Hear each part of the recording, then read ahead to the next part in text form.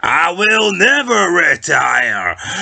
Woo! Just when you thought Ric Flair was done, the wrestling business pulls him back in. Welcome back, guys, to Fog Wrestling. And Ric Flair, despite being 73 years old, despite looking like a bag of shite in his last match, despite passing out and nearly dying when he was about to get a top rope superplex from Jay Lethal, despite all of that, Ric Flair wants one more final match. And I don't know what it is with this guy. He's decided that he's done. He said he regretted his match. Then he came out and says that he wanted one more. Then he came out and begged for another one, saying that he could have put on a great match if he hydrated and didn't drink all day. This guy can't make up his mind. One day he wants a rematch. The next day he never wants to wrestle again. The guy is so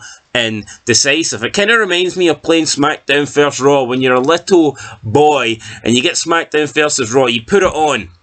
Do you select Team Raw and you get to see the sexy Trish Stratus and Stacy Keibler dancing?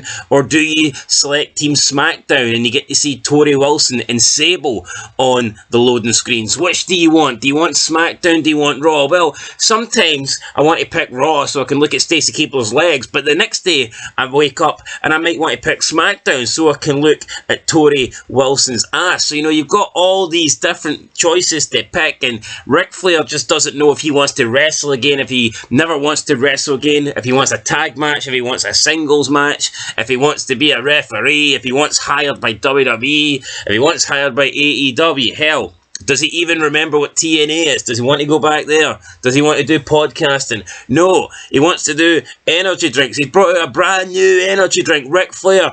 Woo! Energy. Is it going to taste good? Probably not, but will it be better than his last match? Absolutely yes. So, Ric Flair does not know what he wants right now, but according to an interview that he did with Chris Van Vliet, he wants one more match, and he wants it to be his last ever match, and he also wants his opponent to have their last ever match, and that opponent is Ricky Morton.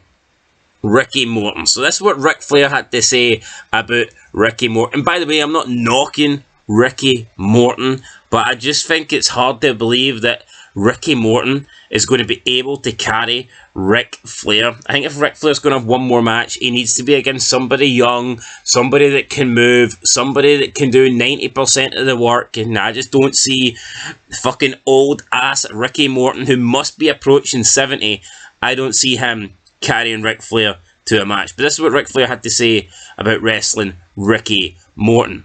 Quote, "I want to wrestle again right now. Isn't it crazy? I feel like because Ricky Morton, the guy that I should have chosen for my last match, would have been great, Ricky Morton is still wrestling. You know what the best thing for me about it was? I forced myself to really get in shape. I've heard this from guys over the years, and when they were older, I was like in my prime. The older guys would say, hey man, I'm tired of working out, and there gets a time when you just get bored of working out. You don't have a goal. They gave me a goal, and I just attacked it. I didn't stop drinking or anything, but I was training literally 3 hours a day, 5 days a week in the ring, and I was doing the sled, the ropes. Yeah, I got my bench press up for 2 1/4. So from being dead to all that was pretty cool." End of quote. So he says that he was training good, but he was drinking, and that is essentially what cost him the match. He did pass out twice in his final match due to dehydration. His son-in-law had to wake him up during the match. He had to wake him up for the finish. How embarrassing is that? It's very embarrassing. Then Ric Flair went on to add, quote, "Everything went great for my last match, including the 9,000 people we packed in there, which was more than WCW or WWE had in the building forever. And then I just walked on the ramp and I just, a combination. I guess I'd been nervous and everything started out fine. So I don't know why I got lightheaded for a second. I made the mistake of saying to one of the guys, I don't feel so good. Well, they all thought I was telling them like my heart or something like that. And that's the worst thing I did. And then I was like, I got real lightheaded, and I know that I was in and out all during the match. I was fighting like hell to get through it, but it was just fighting here, his head, nothing that I felt. I wasn't hurting anywhere. I just felt bad because the guys had been panicking and all worried about my health. We had constructed such a great match. If it had come off the way we'd practiced forever, it would have been a masterpiece. But you know, when I walked back to the locker room, Taker made me drink free Gatorades.